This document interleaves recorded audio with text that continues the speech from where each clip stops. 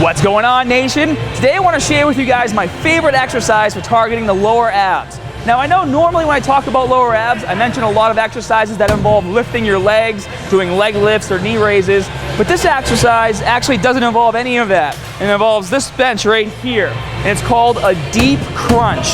Now for this exercise, what you want to do is make sure that when you find a seat like this, you can get yourself into position and you can lock your feet. So what I'm going to do is put my legs over these pads just like this, and I'm going to utilize this bar right here to lock my feet in. Now, this can be a very intense exercise depending on how strong you are. So I'm going to show you a couple of variations for you to be able to work up to doing the full range of motion. But first, let's start off with full range of motion. Full range of motion for this exercise is going all the way down, and I like to try to touch almost my shoulders to the ground.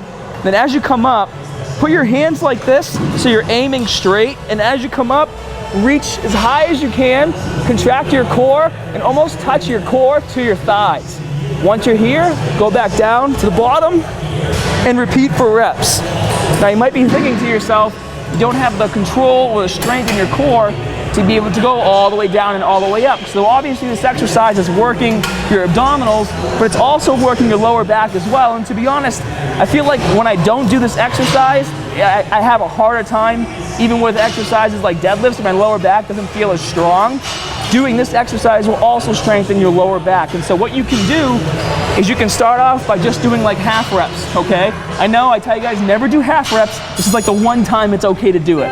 And what you're gonna do is just go down as far as you can and then reach back up. Go down as far as you can and reach back up.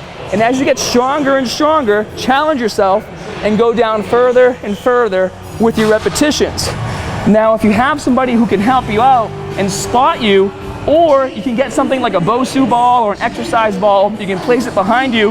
But what I like to do for my friends that have a hard time with this is I'll lay on the ground underneath them just like this, and as they go up and down, I'll push them with my hand. And you might think that's silly, but I mean, who cares? We're just in the gym trying to get stronger, you know?